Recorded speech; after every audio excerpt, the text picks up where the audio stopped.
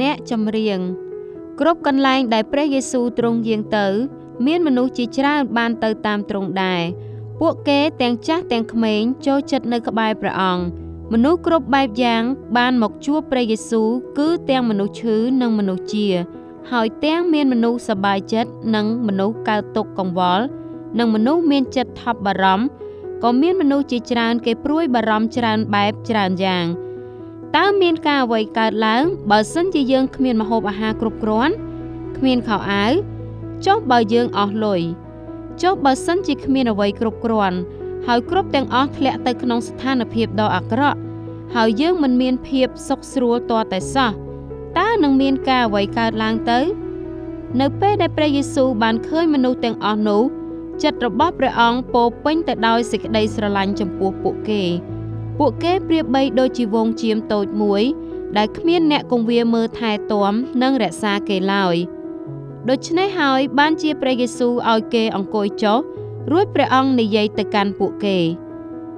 ពួកមនុស្សទាំងអស់នោះបានអង្គុយចុះយ៉ាងស្ងៀមស្ងាត់នៅលើស្មៅក្បែរជើងភ្នំដើម្បីចាំស្ដាប់នៅពីលើកំពូលភ្នំនោះពួកគេអាចមើលឃើញបឹងពណ៌ខៀវចាំងពន្លឺផ្លេកៗខាងក្រោមពួកគេនិងឃើញទូកនេសាទតូចៗចូលមកចតក្រោយដែលបានចេញទៅនេសាទកាលពីយប់មិញ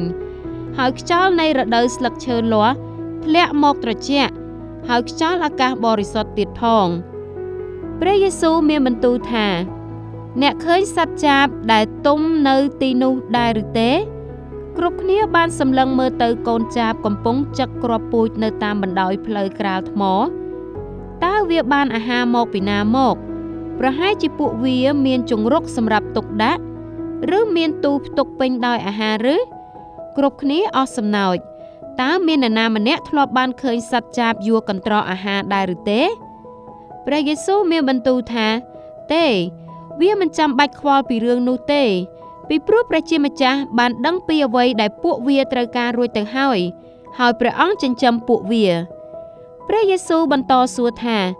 ហើយចុះផ្កាព្រៃទាំងនេះវិញគ្រប់គ្នាបានក្រឡេកមើលជុំវិញខ្លួនឃើញផ្កាដែលកំពុងតែដុះមានផ្កាអ័រគីដេផ្កាឈូកផ្កាប្រលិតពណ៌សតើវាបានខោអាវស្អាតពីណាមកតើវាកាត់ខោអាវនោះ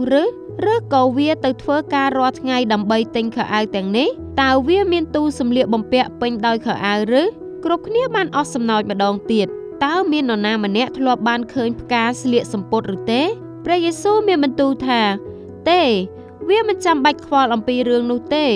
ពីព្រោះព្រះជាម្ចាស់បានបំពាក់អាវផាយដែលមានភាពរុងរឿងឲ្យវារួចទៅហើយសូម្បីតែស្ដេចក៏មិនបានស្លៀកពាក់បានប៉ុណ្ណឹងដែរពួកគេមិនដែលជួបស្ដេចមួយអង្គណាទេ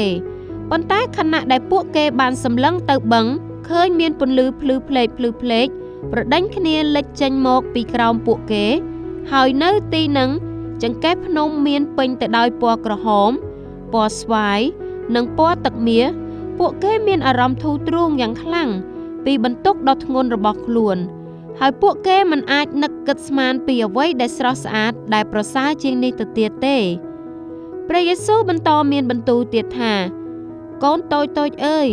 អ្នករាល់គ្នាសំខាន់ជាងសត្វចាបទៅទៀតក៏សំខាន់ជាងផ្កាព្រៃទាំងនោះផងដែរសត្វស្លាបនិងផ្កាព្រៃ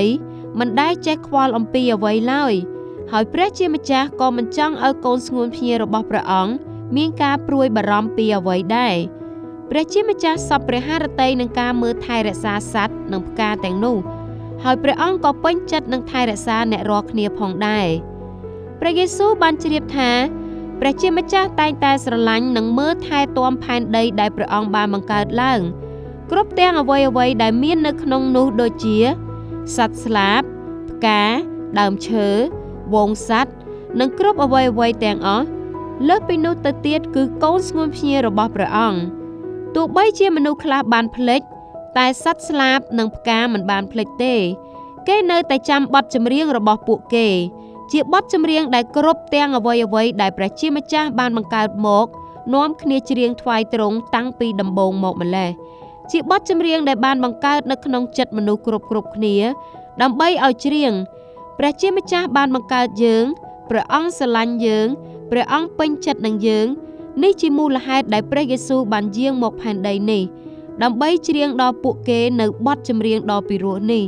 មិនត្រឹមតែច្រៀងជាមួយនឹងសំឡេងរបស់ព្រះអង្គប៉ុណ្ណោះទេប៉ុន្តែ